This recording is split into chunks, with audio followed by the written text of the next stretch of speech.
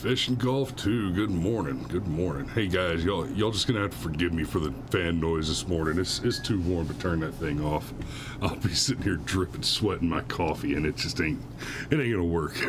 So let's do this.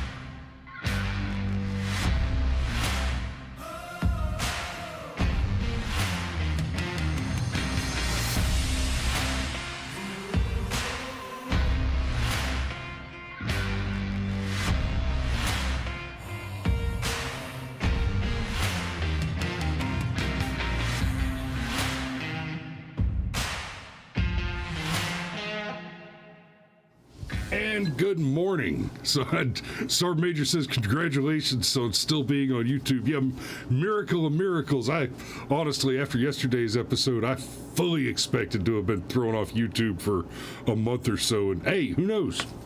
I might get ratioed off. They still might get us, but we made it to tomorrow. So that's a good sign, I suppose. I have this subtle suspicion that if you make the claim while you're live that if YouTube throws the show off, that means that they implicitly support whatever thing it is you're speaking against. And I maintain that that's absolutely true, but we'll see how that develops. So I don't know. I got a couple of things I want to talk about this morning. I don't know that there was any particular inciting incident yesterday to get people talking about this on Twitter this morning, but I saw a little bit of conversation going on around Ted Cruz calling for the impeachment of Joe Biden and Merrick Garland. And of course, Ted's, I'm going to say this, take it with a grain of salt. Okay, I'm going to preface this. There is not a single current elected official in this country whose sudden disappearance would upset me. I cannot think of one who we couldn't do without. That said, Ted Cruz is one of the few that's about as solid as we get. And now, remember, that is a comparative and relative statement. Ted Cruz is far from a perfect avatar of public service and justice. But on balance, it's not unreasonable to say he's one of the best we've got. And to his great credit, I will say that Ted Cruz he is a very talented debater. He makes a very convincing argument. And by and large, I am convinced by most of his arguments. Where Ted tends to fall short is, like most public servants, he's all talk and no action.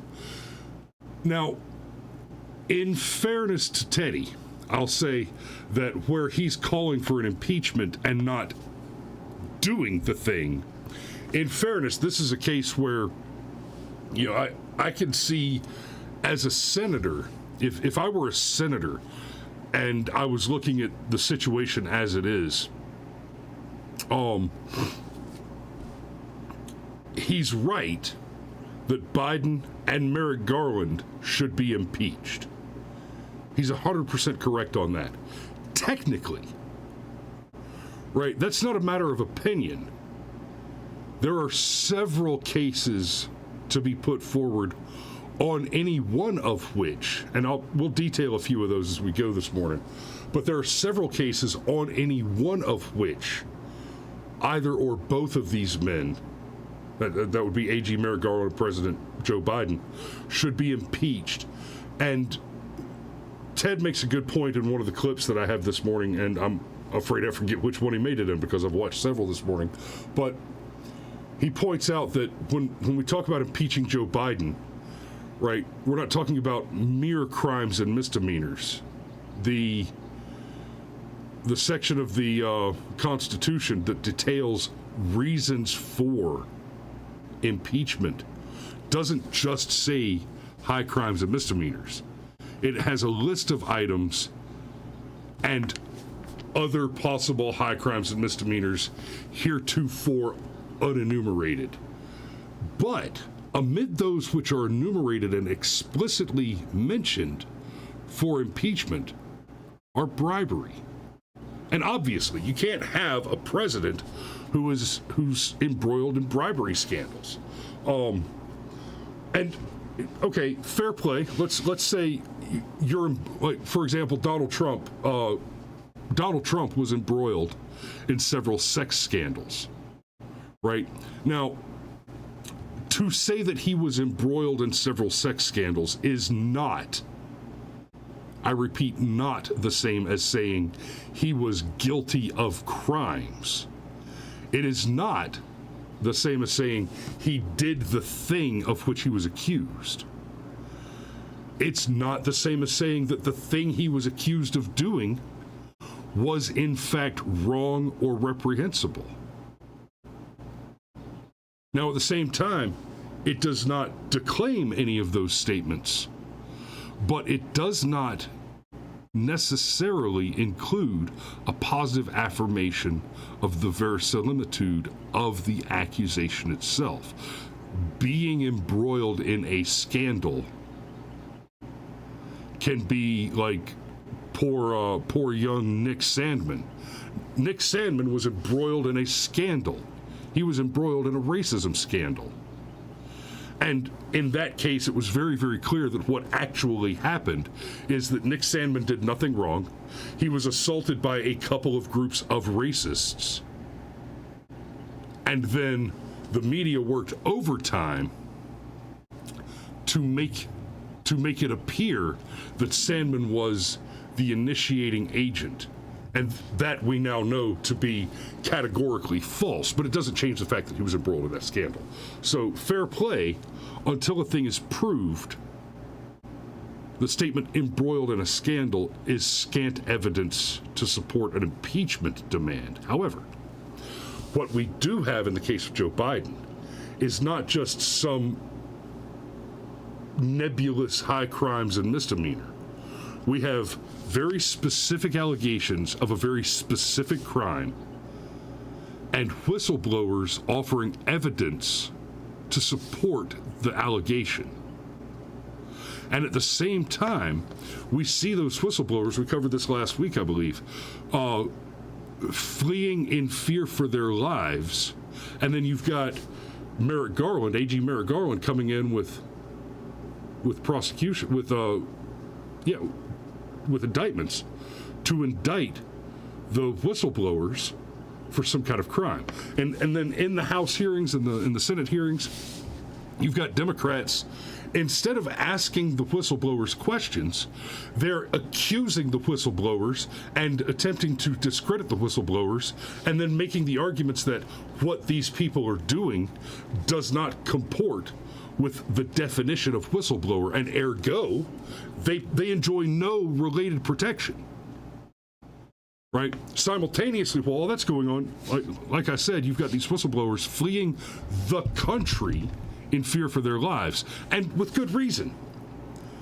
Right? We saw that not only did Wray and Merrick Garland apparently go out of their way to enable and defend protesters who were actively approaching Supreme Court justices over Roe v. Wade, going to their homes and harassing them in their homes and in their churches, etc., right? Which, I might add, is explicitly a crime, right? You have the First Amendment right to peacefully assemble.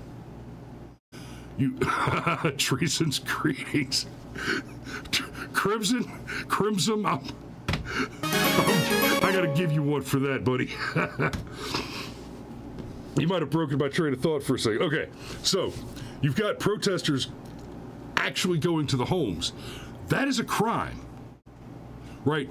Yes, you have the First Amendment right to peacefully assemble, to speak freely, and to petition your government for redress of grievances. Absolutely. However, and this is one of those, like, I am a First Amendment absolutist. I am a free speech absolutist. But we're going to have a conversation about rights and responsibilities here. You have the right to speak. But your rights end at my nose. Okay? Jordan Peterson does a great lecture about the difference between rights and responsibilities and points out that one of the reasons it's so important to have the conversation about responsibilities in conjunction with the conversation about rights is that your rights are my responsibility, technically. No, what does that mean? You have the right, we'll do the First Amendment for a moment. You have the right to free speech, unencumbered free speech, to peacefully assemble, to petition the government for redress of grievances, to worship freely, to practice religion. Right, what am I missing? Oh, the press. The press is so, I set them out of order because I'm primarily concerned with assembly, petition, and speech this morning. Petition is the last of the five in the amendment. But anyway, you have the right to do those things. So, your rights are my responsibility. What's my responsibility in that? To what extent do I bear a responsibility to your right to assemble, to speak, to petition, to collect press, to worship? Well, all I have to do to uphold my responsibility in that case is not stop you from doing it. Right? Now, the Supreme Court has also, and I agree with this one, determined that from the First Amendment and a few other places, we assume the right of free association. And it's on that right, of course, that we've based the recent Supreme Court decisions on forcing someone to bake a cake with a message on it that the creator doesn't agree with. You can't compel me to speak. You cannot make me say words that I don't want to say. Right?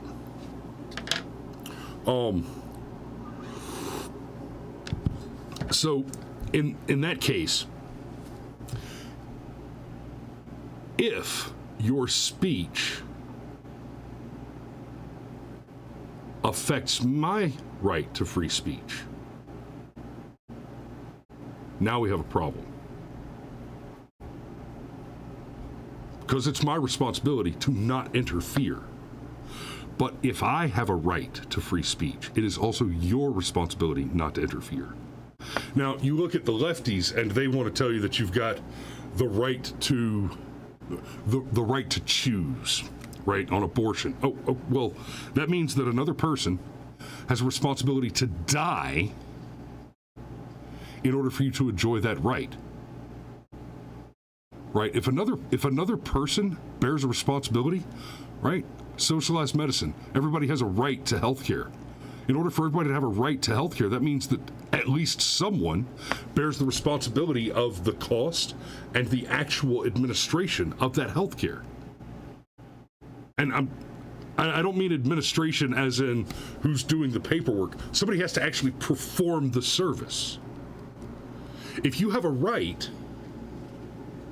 whose enjoyment requires another person, voluntary or otherwise, to perform the service to which you have a right, then that means that someone else bears a responsibility that puts on them the onus of conducting an affirmative activity. That means coercion, force. That is unacceptable. That means that a person, right? So, Burn Slots asks, like the person that makes guns.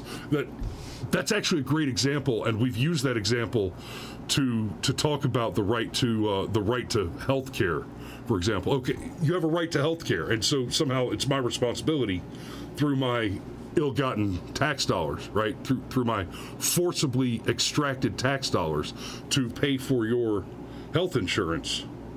Okay, I have a Second Amendment right to keep and bear arms. Where's my ammo stipend? If the rights of the people burden the people, then that there is a Second Amendment right would mean that the government is responsible for establishing training facilities and supplying me with ammunition in order to enjoy my right. Burn Slots asks, do you need ammo or want ammo? That's a great question. And I'm going to answer that like this. One needs cancer treatment.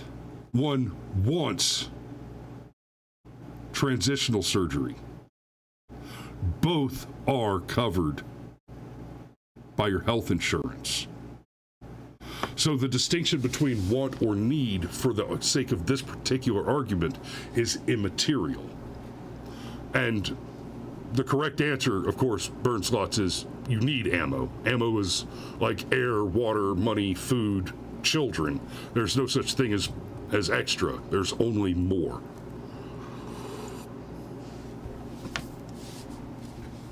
Burn Slots, that's your health insurance that you paid for. No, it's all subsidized. If you think that you paid for your health insurance, you fundamentally do not understand how the Affordable Care and Patient Protection Act works.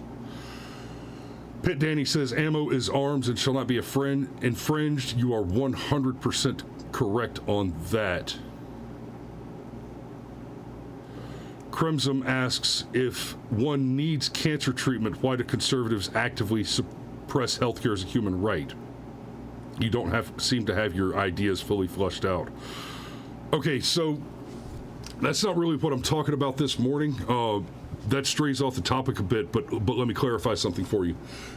That you need cancer treatment is that someone needs cancer treatment is unfortunate, but you're making a fundamental mistake here, that your need constitutes a right. Okay? Oh, shit's expensive. Let's go to food, a very fundamental right. Shit's expensive. Right? I don't want to eat nothing but hot dogs and ramen noodles. I want to eat that filet mignon. I want to eat expensive food. Okay, go buy expensive food. In fact, you have a right to eat whatever you want. Does that mean that I have to purchase the thing that you want? And more importantly, does that mean that I have to sacrifice my ability to purchase the things that I want in order to provide that to you? Food you need. And it's free. Go in the woods, identify the plants that won't kill you, and eat them. Track, hunt, and kill game. Right? Field dress it, bring it home, have some venison. Food is free. That you can buy food does not mean that you must buy food. How you acquire your food, to which you have the absolute right within your means, is not my concern. So that there exists a system by which you can choose to trade unrelated labor projects between each other, right? My specific labor is fully excheckable for any other available trade of value. That is convenient. I can do labor of high value, which I could not previously have done because there was not a way for me to exchange the value out of that labor. Burnslots asks, how much land do you think the average Americans own? You do understand, of course, that you can hunt on any land in the national forest.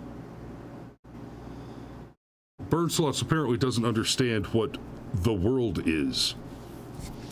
So, that said, back on topic.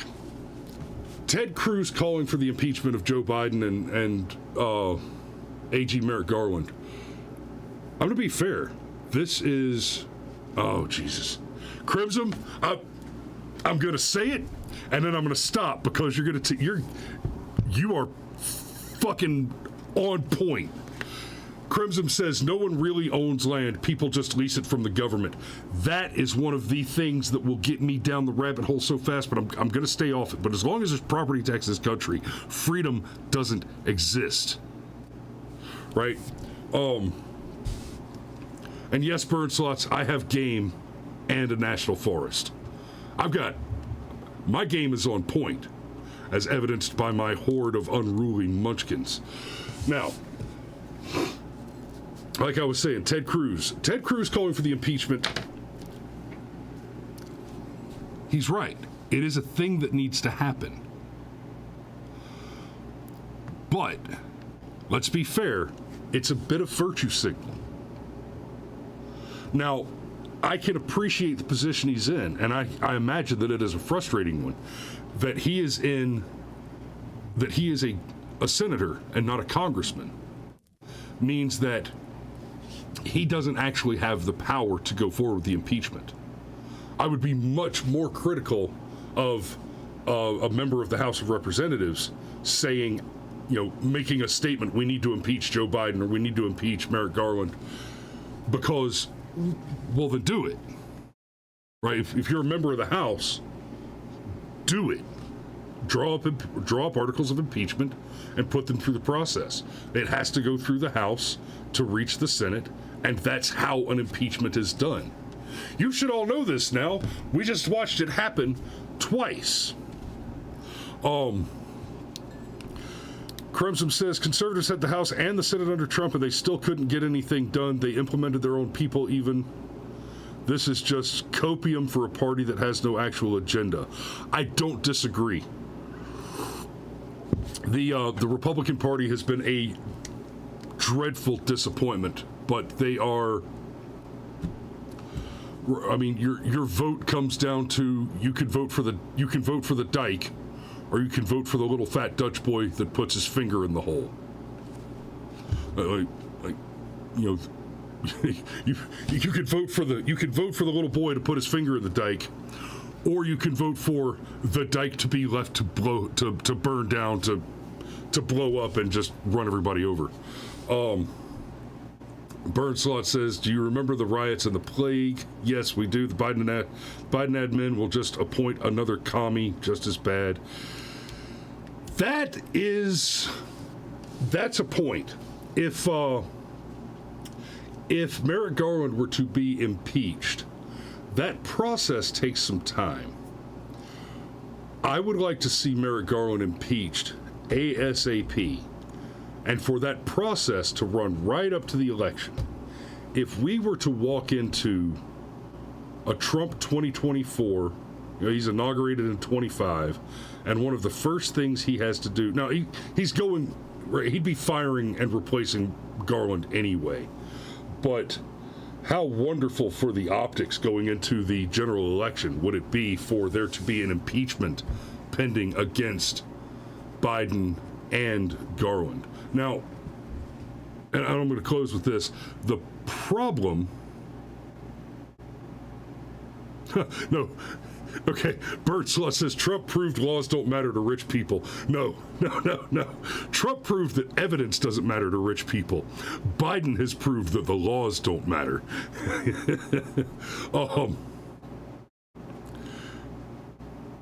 And Crimson says, I would like to impeach Merrick for an actual domestic terrorist like Donald Trump. Okay, so let me get back to domestic terrorism on Merrick Garland. We're talking about an AG who has actively avoided prosecuting political allies who have committed actual domestic terrorism, right? Standing outside of the home of a Supreme Court justice and making active threats to his home, to himself, to his family. That is terrorism. Plain and simple.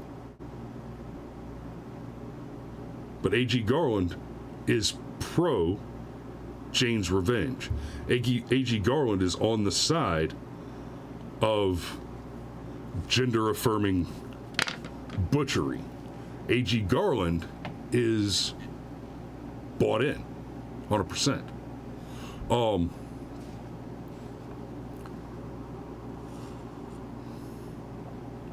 So the fact that it's Ted Cruz calling for it, and I got off track enough that I've run out of time for the clips that I have. So, but for Ted to call for it, it's refreshing to hear that at least the conversation's beginning to be had. Now, Marjorie Taylor Greene did in fact file for impeachment a little over a month ago, I think it was when she did it.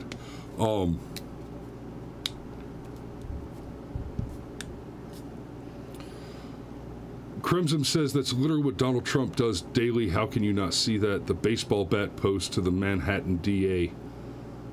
Okay, I see. You've got full TDS. You're probably one of those that believes that he said the very fine people line. So we'll go ahead and put a pin in you right there. I would like to see the articles come forward and be prosecuted. The facts on the ground, there seems to be a very, very solid evidence that the Joe Biden and a dozen or so of his family members have received several $1 million in shell company, shell-gamed bribe schemes. And, I mean, the level of corruption there is just amazing. So, and I'll close with this. Crimson, this is your last response. Crimson says, he did say very fine people on both sides. I watched it live. If you believe that you watched that happen live, you are utterly delusional. Because the narrative claim is that Donald Trump said simply, there are very fine people on both sides. When the fact is, he said, there are Nazis and white supremacists, there are racists, and I condemn them totally. Now, there are some very fine people on both sides of this particular argument, the conversation at the time being in reference to whether or not the Confederate statue was left standing. What we were meant to believe from the narrative was that the statement, there are very fine people on both sides, is that he implicitly meant that the Nazis are very fine people. When that is not what he said. In fact, it is the opposite of what he said. So in mental gymnastics, says Burn Slots. Yes, those were some incredible mental gymnastics for the media narrative to be Donald Trump said A, and what he meant was the opposite of A. So, y'all be safe out there. We love you, and we will see you tomorrow.